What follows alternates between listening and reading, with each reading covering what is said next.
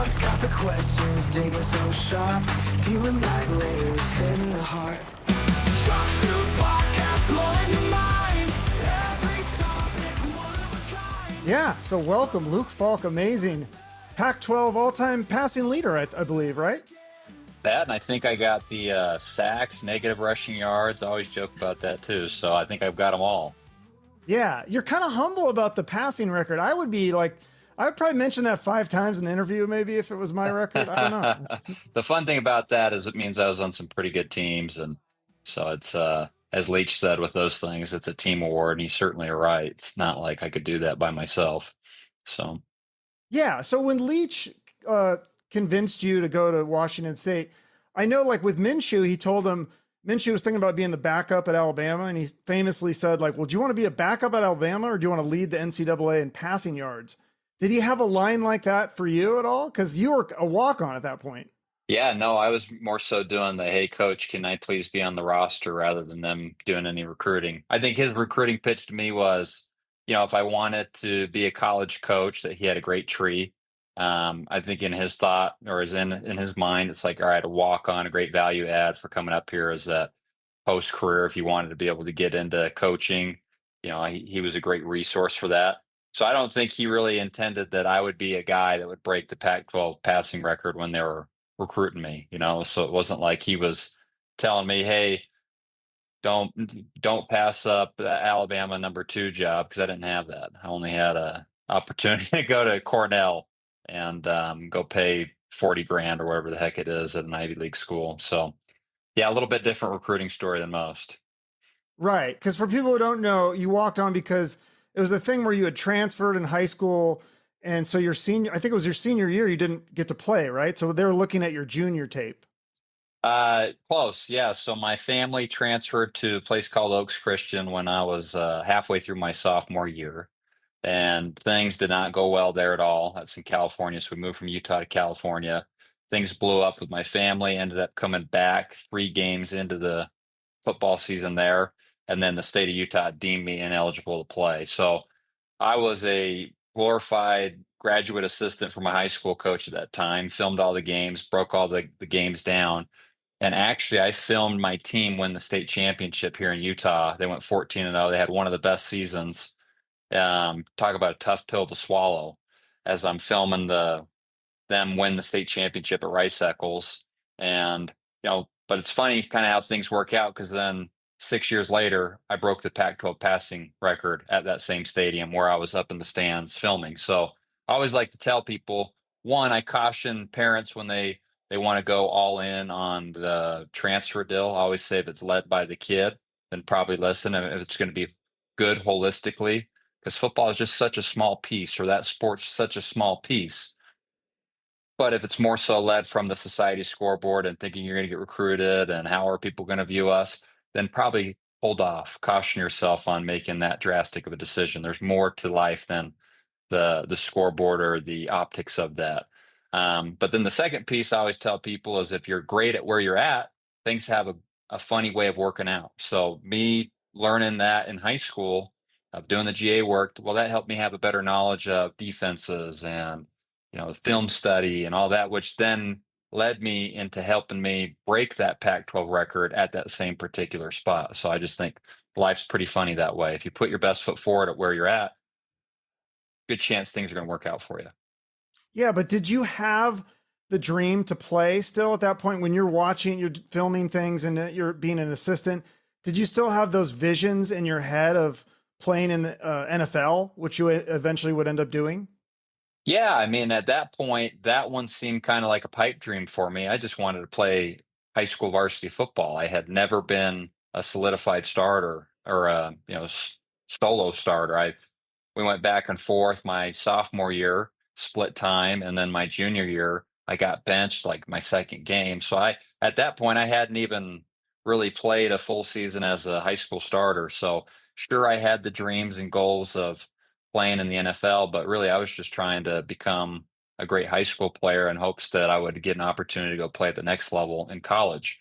Because it's kind of funny, after my sophomore tape, it was good enough apparently to get a Florida State offer. So I got a Florida State offer early on, but then obviously going through my whole debacle, teams put the red flags on me, like, oh man, this is going to be one of those situations. So thankfully Washington State didn't, or if they did, they're like, well, at least this guy doesn't cost us any money. And what I think is unique about what Coach Leach did is he gave me an equal opportunity to beat out the guys on scholarship, which a lot of coaches wouldn't do because your reputation's on the line. If you recruited a certain player and he doesn't pan out for you, well, how does that look from a recruiting standpoint if you're going to allow some walk-on kid to come beat him out? And it was even odder in that case because they were trying to build up Washington State. I mean, you remember the dark ages there. And they got Tyler Brugman, who was one of the top recruits that Washington State had seen in years. He was a highly touted 4-star kid. So now I'm in the same recruiting class as him. Nobody's known about me. In fact, even there's probably some red flag on me. What coach would really truly stay true to his word and allow me to equally compete with the other guy? Now, it wasn't all sunshine and rainbows and scout team and all that. The defense coordinator, they didn't oblige that. I didn't get one scout team rep that whole season. I fumbled the snap early on in practice one time, and then I got told by Coach Wilson, who I love to this day, but he's like, "You're not taking. If I see you in there again, I'm gonna pull you right out." Now he said something a little bit more coach derogatory terms, but yeah, no, it was a unique time. And then kids that even want to walk on today, if there even is going to be a walk on, tell them it's such a different landscape. It was hard then; it's even harder now because they can go pull a guy and get a scholarship player or an NIL guy in the portal or who knows what. So do you think it's a better strategy for kids today if they wanted to work their way up? It's almost better to start at a small school where you are going to get some experience and start, just kick ass at that small school and then go to the portal and then take your offers. Certainly, yeah, that would be the route that I would advise people, and I frequently do. The athletes that I work with who are in, hey, do I walk on at a place I really want to go to, or do I go play at a smaller level school? My recommendation to them now is go play. Go play because you're not going to get penalized by moving up. And also, the odds are going to be so stacked against you at a certain place because, say, you get to the third position. Well, guess what? They're going to go recruit a couple more guys. Now you're getting buried on the depth chart again, unless you just totally wow people away. But even then, they're going to have their blinders on to a certain degree of what you're capable of because who they just invested in. It's almost a reflection of them as a coach based upon their recruitment and stuff. So there's some egos involved with it. Hmm. That's interesting. Yeah. But do you think, I mean, going back to you beat out Brugman, who again, yeah, you're right. He's a 4-star, highly recruited guy. Do you think those star ratings are a little overrated at this point? Like, I feel like it's almost the same as the NFL draft. There's so many first round picks that go bust. And then there's those stories of Tom Brady, who's a 6th-round pick. And obviously we know the ending of that. So, Yeah. I mean, do you think they're wrong on a lot of those things? I do. I mean, I think there's some obvious ones where they're right, where you look at a kid and he's like, wow, that guy is good. I mean, I was just at a quarterback camp in Arizona and there was a Clemson commit there, and you knew who was a Clemson commit. I mean, that guy was physically gifted. But I think you're certainly right where, a lot of these places, it's almost pay to play. I'm writing a book right now and I'm learning about all the pay to play. Hey, if you pay this, you can get on this. And I think there's a lot of that within the high school recruiting world, right? Hey, you pay us X amount, we're guaranteed to give you a star here. I mean, it's a business. Really, everything's been turned into a you know trades of service here, or goods of service to a certain. Even recruiting, right? There are people that pitch, hey, if you pay us X amount, we can get you recruited. Now, I know there are good people in that space, and there are also some people who are a tad bit shady in that space. And when I get approached by a parent or somebody who asks me about that in particular, well, I just say, listen, I know my parents paid for that because they wanted what was best for me. They were like we're going to do everything possible. And I didn't get a scholarship and I played in the NFL. So how good were they at their job? How good were they at delivering on what they said they were going to? No, despite how they are as a human or individual, just the ROI that my parents put into, and I don't know how much they did or not, or really anybody that was involved in my quote unquote recruiting type pop process. So I walked on and I played in the NFL. So I had the talent. It was good enough to get there. So I always just caution people, like, just be very careful who you're allowing in your inner circle and who you're listening to. Hmm. So yeah, explain that to me. Because I'm just so fascinated with how people become successful. And your path is just so fascinating. You come in as a walk-on, and I think you said you were fifth on the depth chart. And you got again, you got the 4-star recruit, you got these other guys who are ahead of you. You said Peyton Bender was really talented. How did you work your way up? I mean, as you're again, you've said too that you're constantly being reminded that you're a walk on. You eat in a separate spot. Your locker room is your locker's in a separate spot than everybody, and you're constantly being reminded that you're not, a scholarship player. And yet you just how'd you have that motivation to keep going and pushing? Yeah, well, I heard from Tony Robbins, if you have a big enough why, you can handle pretty much any how or anything in that regard. And I really did. I had a burning desire to be a starting quarterback. I was internally and externally motivated. I enjoyed the game of football, and I also wanted to prove a lot of people wrong. I had a hit list of all the people who said Hmm. that I couldn't do it or wouldn't do it. And proudly, I pretty much checked off a lot of those names off the list when I did it. um, but I So think did for you me, officially like text them like oh, neener when you I did it? didn't Or text them. No, it was just kind of like I had the Toby Keith song playing in my head all the time. How do you like me now? Whenever something like that okay. happened, like, you know, I could give you an example would be my high school coach, whom I love and is in my core five to this day. I mean, everything from football or business decision standpoint, I will send it to him and get his feedback on it. He also did not mince words of what he thought was probably a good and a bad opportunity for me. He said at Washington State where they would never give me an opportunity to play, and it would be very challenging for me to, do what I wanted to do there. And that didn't feel very good hearing that from a guy who I looked up to as a mentor. And so, yeah, his name suddenly got on that list, and it was great to be able to give him tickets to the game at Oregon State in 2015 when I was the established starter for the first time, and him come see me throw 6 touchdowns against a guy, Gary Anderson, who was the head coach at Oregon State, who was the head coach at Utah State, who I was really good friends with his son. So we went to high school and we played high school ball together, but he didn't give me an opportunity to walk on or any of that stuff. So it was like two birds, one stone in one game. So no, I didn't officially text anybody back like, "Hey, I showed you blah blah blah blah blah." Yeah, yeah. You I didn't kind have of, to. yeah, I just kind of figured, hey, I'd done it, and there was peace within that.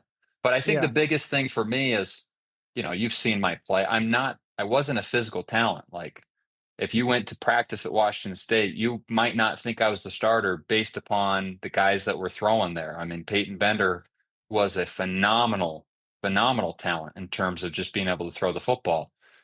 I was not. And the thing that helped me though was I worked with a mental performance coach, and I was able to unlock what I had.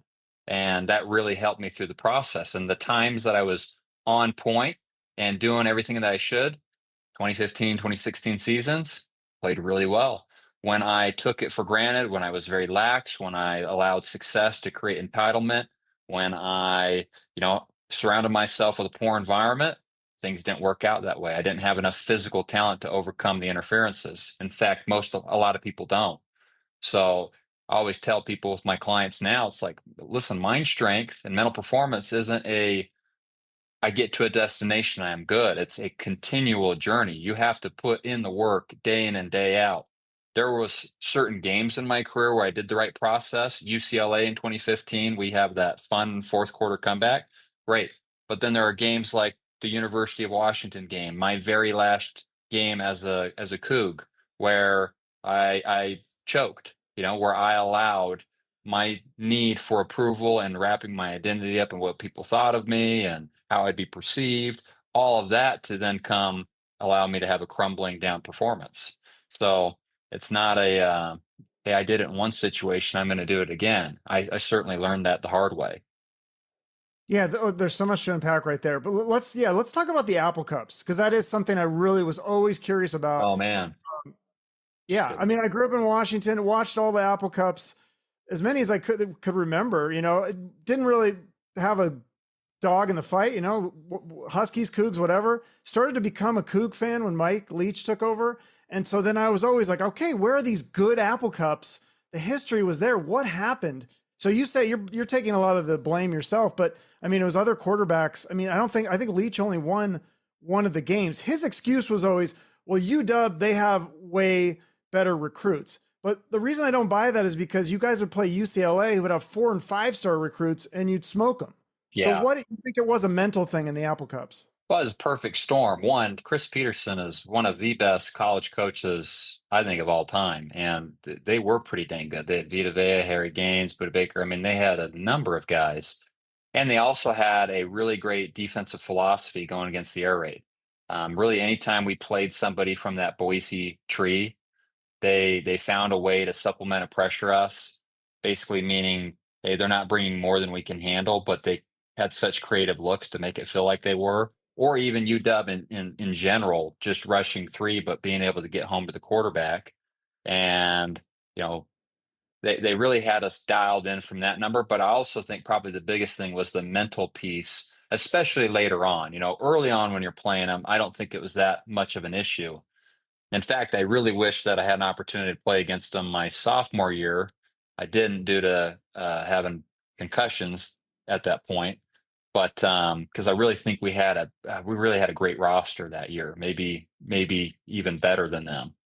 You know, I don't know if I can even say that on air, but I mean, they absolutely kicked our butt that day. I mean, it was like the beginning of how all the Apple Cups I played in would be. But really, the biggest piece I think is that we put so much emphasis on the outcome and how people would view us and the meaning of the game, and you can't control the outcome of a game. And when you focus on things you can't control, anxiety spikes. And if your anxiety spikes, what do you think is going to happen to your performance? Well, it goes down, especially if you're tying your identity and how people view you or whatever. You're worried about all those other things that are out of your control, which I was. I went into that senior game in the Apple Cup going, man, if we win this game, I could be considered one of the greatest quarterbacks of Washington State history. At the same time, if we don't win this game, I will be one of the few quarterbacks who never won an Apple Cup in Washington State history.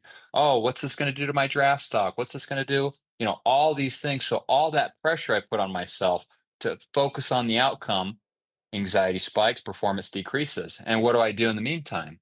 Well, I didn't focus on the process, the things I could control to help me produce the outcome that I wanted versus I did that at UCLA.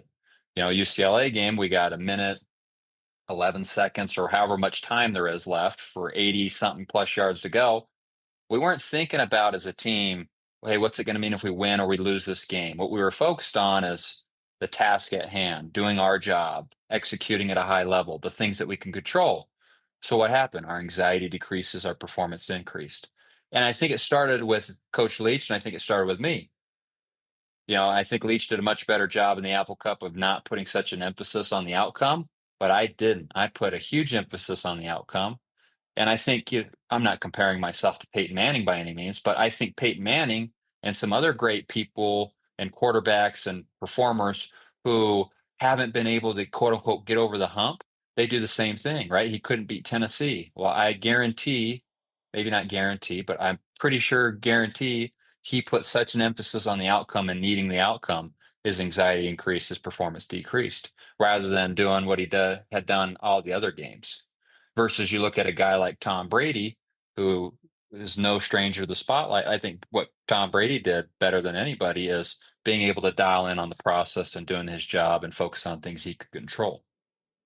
So do you think, to tie this in to my team, the Seahawks here, your former teammate, Sam Darnold, what happened with him? Because to me, that looks like exactly what you're talking about. It's like a mental thing because he had such a stellar season last year. I was like, oh, this guy is the real deal. And then at the end, it just seemed to fall apart. Do you think he just put too much emphasis on those last couple games?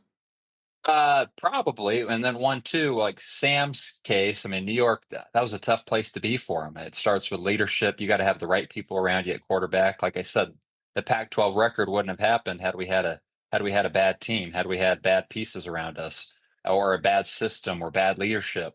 So Sam kind of got caught in a really difficult situation early on in his career. But I think last year, one, two, let's not take out of the equation. Sam was playing against some really freaking good football teams. He played against the Lions, who were the number one seed going to the Sure. NFC, and then he played against the Rams, who however many years earlier, 3 years earlier or so, won the Super Bowl. So it's not like he went against some scrubs, but he probably did put too much emphasis on the outcome rather than going out and executing his job and focusing on what he could control and not allowing the narrative of focusing on, well, what's it going to mean for my contract? What's it going to mean for where I'm going to be next? What are people going to say about me? All those things that athletes can get into, and really anybody can get into, right? And then all those things are out of your control. And when you focus on those things out of your control, the anxiety increases. It is, it's at the core of what I teach. You got to be able to have the discipline and the ability to refocus on what it is at hand that you do have control over. No, that's why I love this stuff. That's why I think sports, it really is like a metaphor for life. So how do you do that? Because I know you talked about Leach had one technique that he would use where he would, when you were getting to, in your head or whatever, he would have a word that would distract you. I don't think you Yeah, can, I he don't know had a if you want phrase. to say that. Yeah, I was gonna say I can't say that on air probably of what it You actually can't, I don't was. care, but if you, I don't want to embarrass Yeah. you. So yeah, it was Well, something it's that not was, even embarrassed yeah. me. I think my wife would kill Okay. me if I said it on air. But yeah, he did a great job of just being able to get myself out of the sometimes the paralysis by analysis and focusing on the outcome or not being in a great headspace. And he'd be able to do that. For I think a way for athletes, and this is how I was taught and how I teach it within the athletes that I coach right now, is literally make a list. What are the things you can control in your sport? What are the things you can't? And that's the starting point. And you start focusing on those things and bringing yourself and your mind back to those. Your breath's one of the biggest things you can focus on, right? So when you find your anxiety is spiking, well, you're probably focused on the external, something you can't control, worrying about what somebody's thinking of you, worrying about the outcome, future, the past, whatever it is. So dialing in your breath, and the method that I use is the 4-6 breathing method. Breathing in through your nose for 4 seconds, breathing out through your nose for 6 seconds. So that's kind of the first pillar, being able to really create a breathwork technique when you find yourself getting in a headspace where you're focused on things you can't control. The next piece would be then to start identifying and creating skills. So there are physical skills, there are mental skills, there are spiritual and emotional skills when it comes to athletics. And we have a process to be able to code them so that they trigger certain meanings. But then, I saw Tom Brady one time in training. He had those quarterback wristbands, and he had 3 bullet points on there, and they weren't plays, but they were skills. They were reminders to him of what he needed to do in his throwing workout. So what's he doing? He's not focused on the spiral. He's not focused on the outcome. He's focused on the process that goes into getting the good outcome, the thing he could control. So, like, for example, do you play golf? Uh, I don't know if Semi. you would count it as playing golf. I try to swing a club and I suck at it, but There yeah, you go. You go out on the golf course, and so one of the most high anxiety producing shots, besides the $5 putt or the water, is the first tee box. And why? Because people are so concerned about how they look, right? I think the greatest, I heard Dr. Michael Gervais, I think he called it like FOPO, fear of people's opinions or fear of other people's opinions, which I think is so true. The greatest source of interference for athletes and people in general is they just worry about what people think of them. They tie their identity in needing approval from other people. That was me. And you're on a teeter-totter trap. You get the approval, you feel good, you don't, you feel bad. And what it does is you become so outcome focused. Because think about it. You hit a good golf shot, you're going to get the approval. Or we beat USC, guess what? I got 450 text messages. That teeter totter's going up. But if you don't win that game and you lose to the Apple Cup or you get cut by the Jets for the fourth time, well, now you get nobody reaching out. So your mind gets trained to focus on the outcome because that's how you get approval. So now I'm up at the golf course and I'm about to hit my shot. Rather than focusing on something I can control, I'm focused on, am I going to hit it out? Am I going to put it in the middle of the fairway? What are people going to think of me? Anxiety spikes, performance decreases. And then you hear the lame excuse of, well, my back's not warmed up, or I need a breakfast ball when Mr. Shinkopotamus or Mrs. Shinkopotamus comes out. But instead, if they focused on the task or the skill at hand, like keeping a front straight arm, having an easy tempoed swing and keeping their eye on the golf ball, or working on their breath work, or whatever goes into hitting a good golf shot, their anxiety decreases, their opportunity for performance increases. It's like dominoes falling. It's like what domino needs to fall in order to create the result and the outcome that you want. So I'll give you one more example. I know I'm going on a tangent here, but No, I love it. This is all great. Donovan Mitchell, one of my favorite NBA players because he was a Utah Jazz. Now he's with the Cavaliers. Went 0 for 3 down the stretch in the playoffs against the Pacers. He's a better free throw shooter than 0 for 3 down the stretch. But why did he go 0 for 3? In my opinion, obviously don't know this for sure, but based on my experience, focused on missing or making the shot, right? That's what most people do. Maybe worrying about what it's going to mean from them winning the game or his legacy or whatever.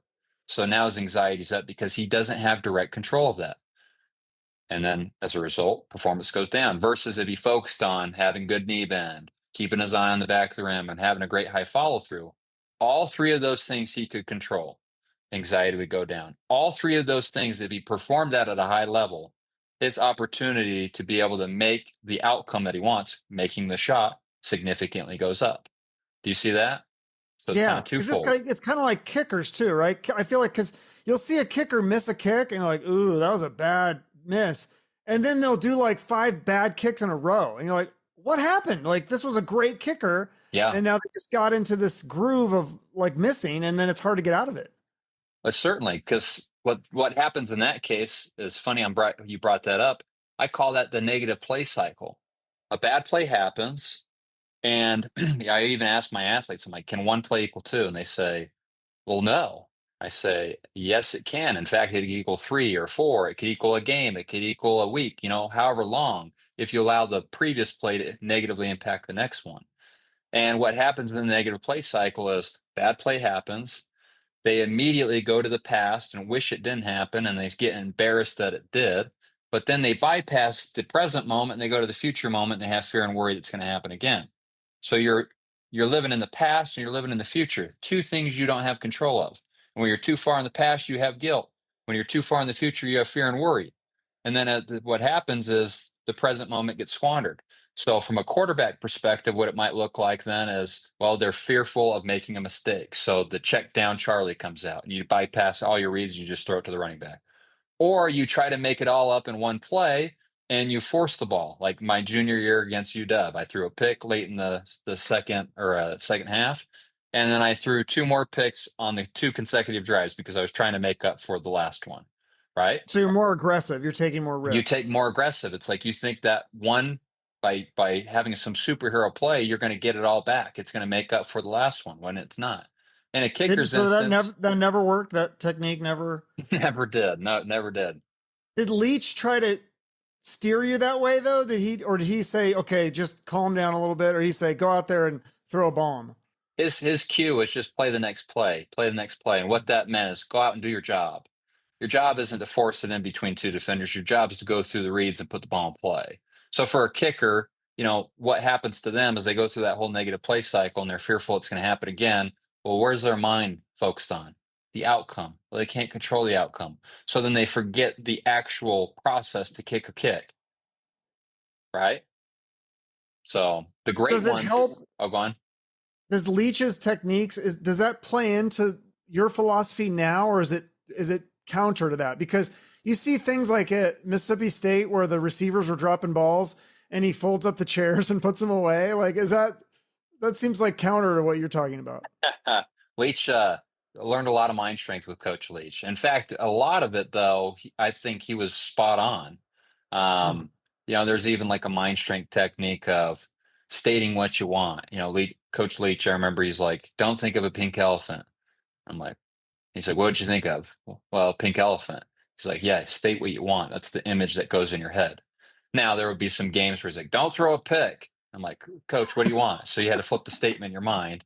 But I think he was kind of ahead of the curve.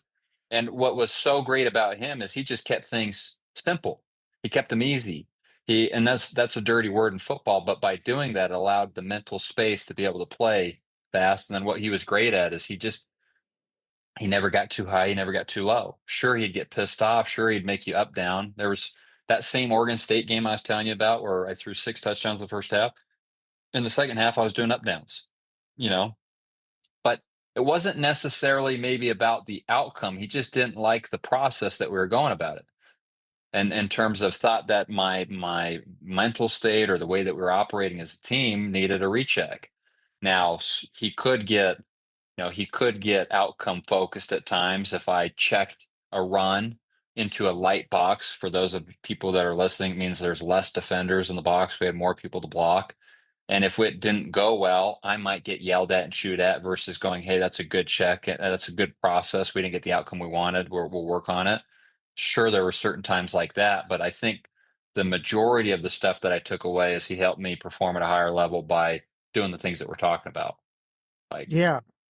How did he never get canceled? Like how did people that signed up for Team Leach, did they kind of know what they were signing up for? Because again, there's a lot of people that are more modest, such as yourself, and probably didn't enjoy all the lewd language and stuff, but they also didn't like say complain about it and quit the team or whatever. They stayed with him. yeah, well, you signed a waiver when you got to Washington State. I'm just kidding. You signed away all your rights to be able to do any of that stuff. No, Is that just football? Like I've never played on like a college football team, so I'm assuming it's probably like, is it like that in every locker? I mean, you've been in several locker rooms, NFL and college, so you would yeah. kind of know. But it's just a different world. It's not the new age of somebody said something and it offended me, so now I need to go ruin their life. It was, there's a great mind strength skill I talk about with Coach Leach. It's like, what was said? What's the coaching point I can take from it? Okay, not how's it being delivered, not taking what he said so personally, which so many of us do in today's day and age. So yeah, the locker room is a different place. It's not a place for people who have not thick skin, I would say, especially playing for Coach Leach. He was the old school mentality in that regard where, he was just going to say it how he wanted to say it. And he wasn't concerned about your feelings and how you were going to take it. It was your job in order to take his message and go apply it in a good way. And you had two ways of being able to deal with it. You could become a victim over it, or you could allow it to take the coaching and empower you and go be your best self and try not to get yelled at again for the same mistake. So yeah, I think people knew what they were getting with Coach Leach. Some guys didn't like it. Some guys quit, some guys still talk about him. I can't say that I enjoyed every interaction I had with him, and it's not like him and I had the most sunshine and rainbows relationship by the end of it. But looking back at it now with the perspective I have, I'm so very grateful for him. And I think I was just immature during those times. And, it probably could have gone both ways. I'm sure we each had our part within that relationship riff. But overall, I mean, I couldn't have asked for a better head coach for me. And especially, I mean, nobody would know who the heck I am. I mean, how many guys give you an opportunity, like I said, and then to create the offense and the system and the freedom, and I'm just forever grateful to him. Yeah. Does he also, is part of his philosophy kind of creating I mean, every coach has their philosophy of what kind of environment they want to create. Like I would think the locker room with Leach is very different than Saban or Belichick. I mean, those guys just seems like no personality, and Leach is just so quirky. To me, that would be fun, but also maybe a little scary because if he gets mad, I'm sure. And if any of those guys get mad, though, it's scary. Probably more so you're scared for your playing time, not necessarily like the verbal insult or any of that. Um, I think, yeah, I just think Coach Leach, it's funny, he had like his coach side and then he had the public side. And some of them, sometimes it crossed over, but a lot of the coaching side was different than what the public side. The public got to see him go on the long rant, the tyrants and rants about this, that, and the other. Sure, he did that.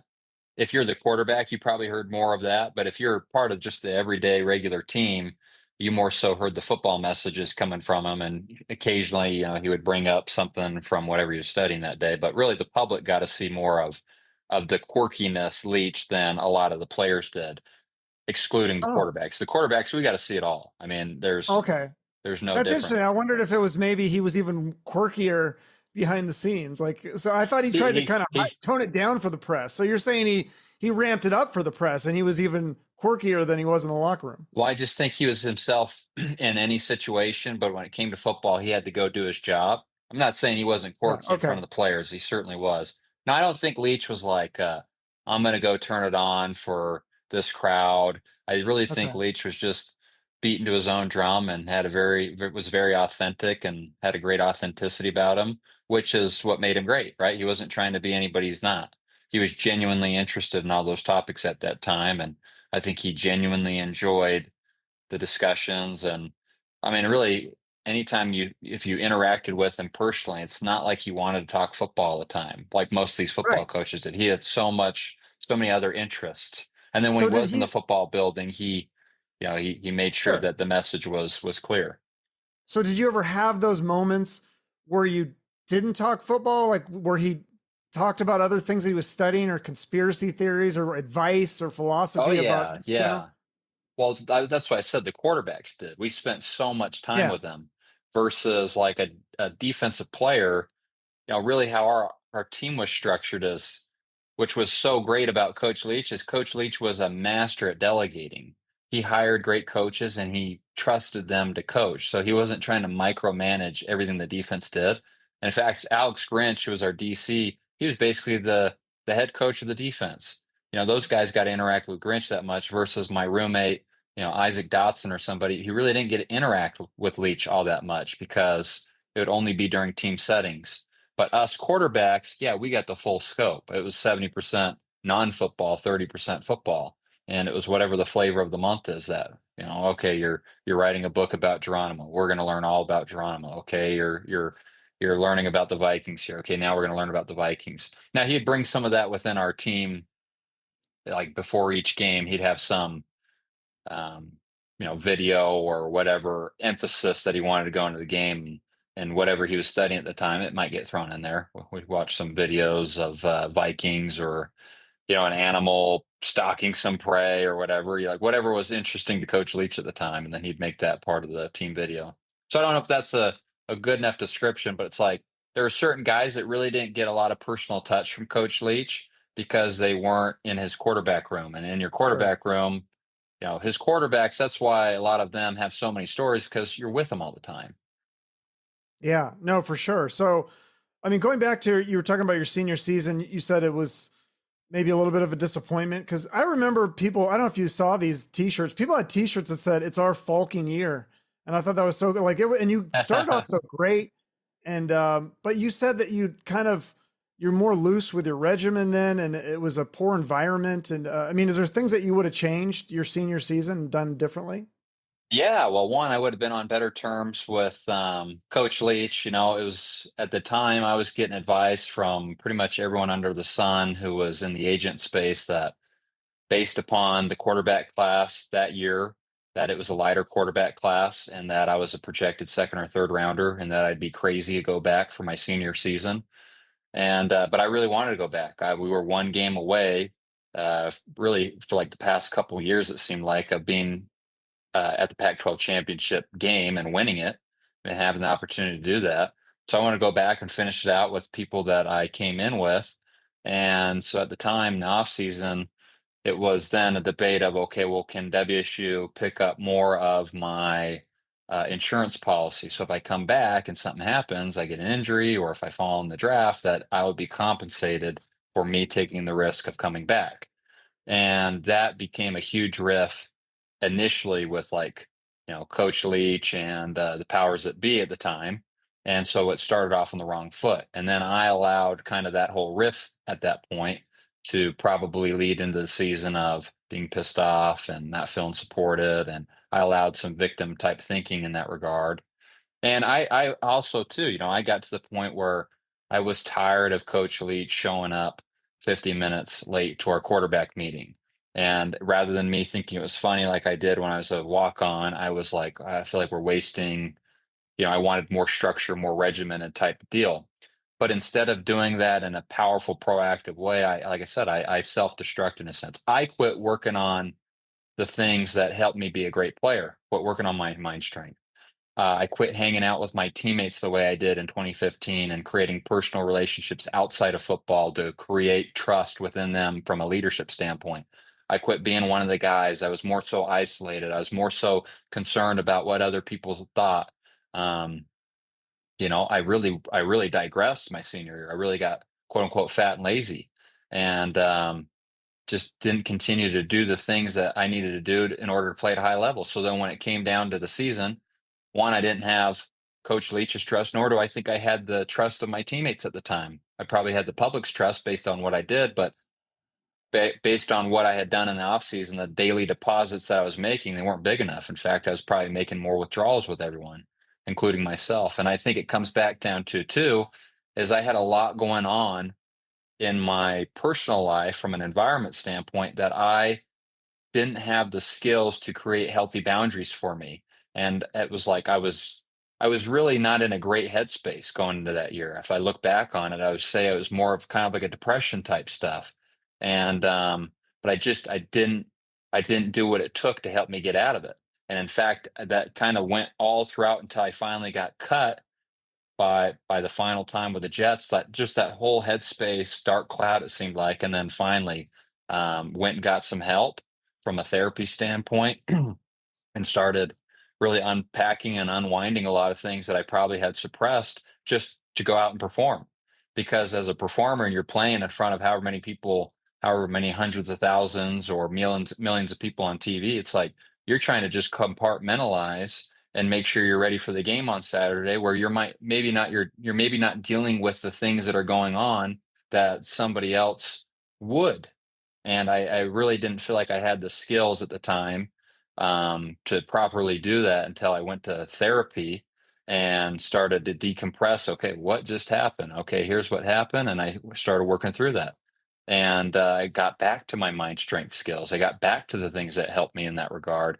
But that's why I made a post on it today. Your environment's so important because your environment really influences the decisions you make, the work ethic you have, what information you're intaking in, you know? So it's like even within my own family at the time, we're grateful that I walked on at Washington State. By the end of it, we're pissed off because, we felt like we were entitled or were owed something when we got to the NFL and I slid in the draft. Two different mindsets, two different outcomes, same person.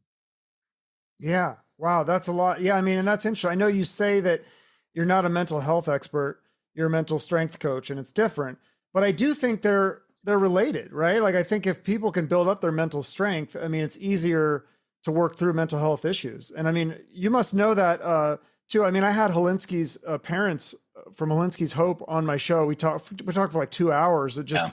unpacking that whole thing and the whole situation. I mean, was that kind of when that happened? Was that a little bit of a wake up call to you at all? Or Yeah, and so I'm not sure if I'm supposed to share this or not, but like I've been chatting with Mark and we're probably going to team up with my book coming out and doing something to, help create some proceeds going to Hilinski's Hope. Because a part of mind strength, to me, what mind strength is learning how to change a tire before you need to know how to change a tire. It's about being able to equip yourself when tough moments like that happen. Well, there was this game where I played, it was the Holiday Bowl in 2016. I got hit so hard by a Minnesota defender that my helmet was stuck in the ground and I couldn't get it up unless I put two hands and I forcibly put my head back and I had this big grass divot on my helmet. Now, I joke that that's the hardest I ever got hit in a football game, but that's dull in comparison to what life's hit is going to hit at you. And sometimes a tire doesn't blow out. Sometimes the whole car implodes. And what are you going to do then? Well, at that point, it shows great strength to ask for help. And, I think there's audibles on the football field. There are audibles in life. And one of those audibles might need to be, hey, easy, easy. I need some help. I need some direction. I need some guidance to unpack what I'm going through. And for me, when that thing happened with Tyler, yeah, it was a wake up call initially. It was more so sadness for him and like, how the heck did that happen? Because that kid was as bubbly as it gets. And like, everybody liked him. He seemed like he had great things going for him. He had 2 more years to be the guy. He had just had some great moments at that year. And then, it was like it was super shocking in that regard. And then I even got to the perspective too. It was like, well, I probably wasn't the nicest to Tyler. We were competing. I probably and it put things from a life perspective of like sports, they're that much, but how you treat people in the relationship, we're all human beings. And I really had a lot of guilt and remorse of I could have treated Tyler better. I could have been a better teammate, not even a better teammate, but a better human being probably to him and everybody in that room. But I was so from the walk-on mentality that everybody was a competitor in my eye that I didn't view it from that lens until he passed. And I was like, holy shit. Like, really, all this time that I spent competing, I could have been a better human being, a better friend, a better support for that guy. And then, fast forward to I get cut by the Jets for the final time. Well, my dad had a health diagnosis didn't go well. My mom was dealing with mental health stuff. I just got done with a 5-year engagement type deal. My dog died. It's like my career ended. I was in a place where I'm like, well, what am I going to do now? I had double hip surgery. So there's a lot that happened all at once. And you know what's sad about it is I still felt like a failure, felt like I should tough it out, that I don't need the help. But it wasn't until my sister Natalie was like, Luke, you need here's this therapist number, Karen, go call her, and was avid that I do it. And thank God I did, because after having that conversation with her, I started to unravel and unpack things that had been, suppressed or whatever I had dealt with for such a long time. What I had done initially is just stuff it down, suppress it, compartmentalize, and go on. And people think mind strength, when I talk about it, maybe they think it's about being perfect. It's not. It's about really the vulnerability of saying, hey, I'm not okay in this certain situation, but I have the tools to be able to help me rebound quicker. Because when I went through therapy, I'm sure I rebounded quicker than maybe the average Joe, because I did have these skills, but I had to find them again. You have to continue to work on them, and it's okay to need guidance and support. In fact, I still use therapy in my own life to this day because I find such benefit in it. Anyways, that's probably way longer than you wanted to No, go into, but no, that see that, but it all makes sense, and we talk about this, and I'm so glad, like with Hilinski's Hope, I think they're doing such a great thing because they're just bringing this issue, you know, for people to talk about it. Because there's always this stigma, like, oh, if you go to counseling, I mean, I'm a counselor. I was a counselor for 17 years, and so I love psychology. I love counseling, but there was a stigma. I feel like it's kind of disappearing now, but especially with kinda, men and kinda. football players, no, you're supposed to be tough. You don't need counseling. And that's all BS to me. Yeah, there's certainly a fine line too, where you can't just pat everybody on the back and not have them go through some hard things. But certainly, it is okay to not be okay in that regard. And there's help there, and there are great professionals out there to help you. We can't baby everybody, but at the same time, we Mhm. being too much of the other way is, I Right. don't believe, healthy either. And there's even a stigma when it comes to mental performance training. It's like the Hmm. probably the greatest thing that can help somebody unlock their performance or be a detriment to them is their mind. It's not a physical capability, but we have no problem spending all this money on quarterback coach, strength coach, weight, speed Yeah. coach, whoever it is, the sport specific physical thing. But when it comes down to it, the thing that holds them back is their mind, or the thing that allows them to unlock all that stuff is their mind. But there's kind of a stigma around it, like, oh, we don't need it, or I can train it myself, or my coach is doing it. Well, you're really not. And anyway, so I'm kind of working through that in this field as well. And I know other people in my space are too. And really, what I think is going on right now is there's a mind strength movement. Yes, I'm an advocate for mental health. I'm really an advocate too to, hey, let's strengthen your mind like you would any other part of your body. Let's, like, you're going to the weight room, strengthen your mind beforehand. And yeah, there are going to be things that life throws at you that are going to be really hard to deal with. And at that point, certainly go get the help that you need. Certainly go talk to the people, the professionals. And if you do that and you have a baseline and a foundation where you already have some great mind strength skills and tools and coping mechanisms and resilience training, wow, you're going to be able to rebound a lot quicker. Life ain't easy. It's going to throw you some curveballs. It's going to throw you some stuff. It's going to bean you. It's going to hit you in the face sometime. You're not going to know what to do. But if you have these underlying base fundamental foundational skills on top of the support that you get, now you're really cooking. And in particular, really targeting college quarterbacks in particular, because they got so much noise now. They got so much noise, NIL, all their handlers, uh, rev share, social media, pressure, pressure, pressure, all this stuff, all external. Well, let's train them in their inner world so they can handle anything that the external world throws at them. Let's help them get the tools to be able to equip themselves, not only so they play well on Saturdays. I want that. Listen, I want them to have great outcomes. But what I'm really after with this training is how can you become a more confident, more, well-equipped individual internally, more peaceful, more sure about yourself, more self-secure rather than approval seeking, and having a calmness within, not an anxiety because you're always looking to the outer world. Does that make But do you sense? think do you think with some quarterbacks, the what would you call it? Like the cockiness is maybe too much? I mean, there's so many stories of quarterbacks who are a little too cocky and maybe they didn't put in the work ethic. Like I'm just thinking Shedeur Sanders right now, like that's one that's controversial. I don't know like his work ethic behind the scenes and all that, but just, he was a guy who they said had the talent to be a top 10 pick or something. And he fell to what, the fifth or sixth round, I think, of the NFL draft. What do you think's going on with him? I can't comment on that one in particular. I don't know Shedeur. I know that he was a good college player. Obviously, there's a lot of hype around him based upon the NIL he made and who his dad is. The only thing I can comment on is it wasn't as big of a drop or it wasn't as big of the news headlines like his.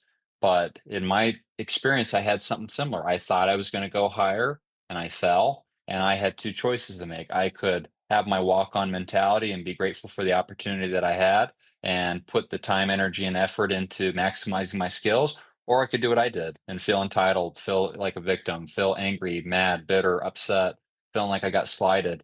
And so he's got the two decisions he can do, and it'll be interesting which one he takes. If he takes the first one, I think he's going to be a great player. If he takes the latter, he'll probably end up having a career like mine, and it'd be very short. Yeah, so let's talk about your NFL career though, because so you did get drafted by the Titans, and they cut you. Then the Dolphins picked you up, and then you ended up on the Jets, and you played well from what I could see, what I remember in the preseason. Obviously, it was well enough to you. I think you were number 2 on the depth chart, right? That's how you got to start for the Jets. I got to be so I was on the third on the depth chart, and then Sam got mono. He was kissing girls out in New York or something. I don't know. And just kidding, Oh, Sam. you're calling him out right now. Wow. No, I mean I think that obviously people would speculate on that, right? Or he drank somebody's water bottle. Who knows? Let's call it that. Yeah.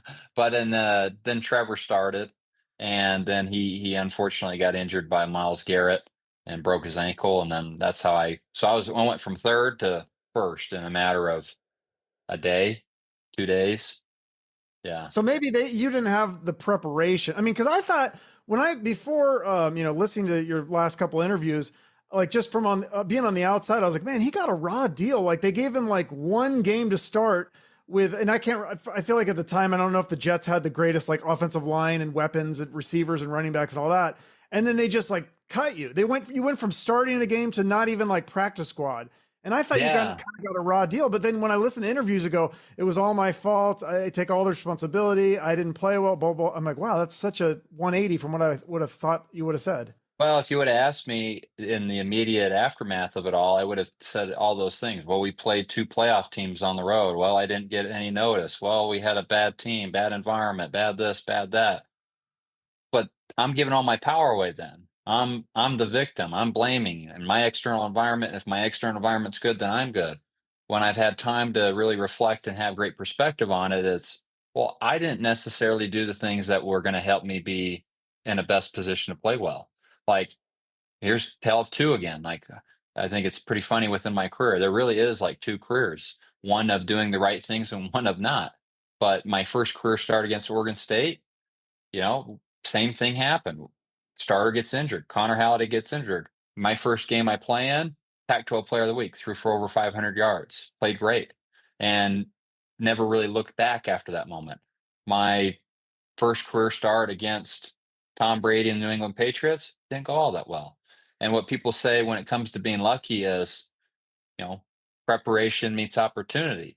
Well, I had the opportunity in both of them, but the first one I was a whole lot more prepared. That didn't have anything to do with the staff or how many reps I got in practice, because I didn't have a ton of those things early on in my college career. But I made those reps. I took the time after to find and look for the solutions. I went through the script. I visualized. I wrote every play down. I met with coaches. I got extra stuff in the weight room. I was in a completely different mindset. I would not be denied versus in the NFL. I did the bare minimum.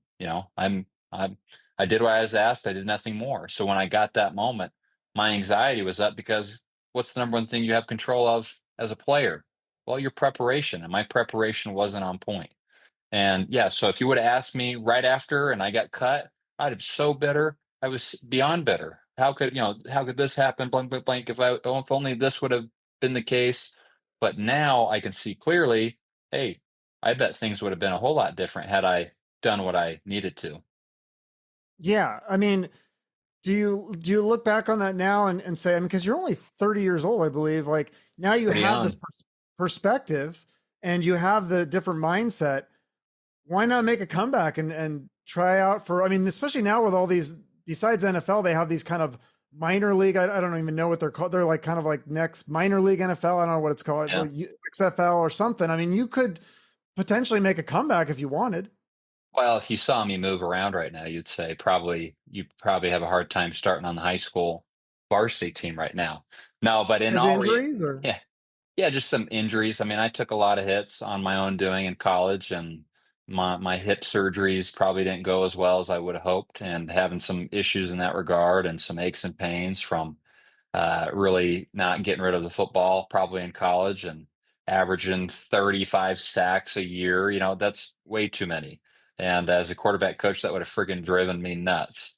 But the real truth of that is I don't have a passion to. My passion is, and what I felt like my real calling is, if I really look at it, as a player, I was pushed to be a player. I mean, like from a young age, it's like that was what I was going to do. That was like who Luke Falk was. That was what was created, the environment for me. And that was the family dream in a sense. And I got it.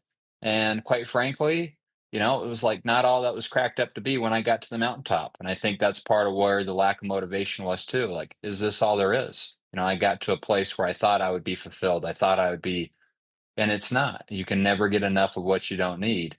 And what I found is, that I found a real calling in my own life that is fulfilling to me, and it's coaching. Like I love being a coach. I love helping people maximize and achieve their full potential through strengthening their mind through the coaching tactics that I have. And I view every opportunity. It's not like, oh, woe is me. I went through all these things.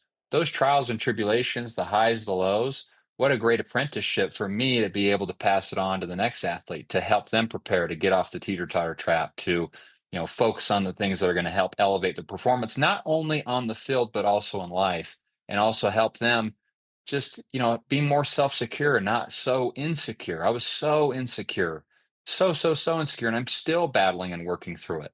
And what I always tell people, probably the greatest mind strength skill you could ever give yourself is to love who you are, to love who God made you to be, because we all have an inherent, unchanging, unwavering worth that's God given, and it can't be changed or dictated based on the outcome. And so many athletes, so many high performers, so many high achievers, they get so wrapped up in needing the outcome because, like I said, that's how they get the approval, and they need the approval in order to feel like they're loved and they matter.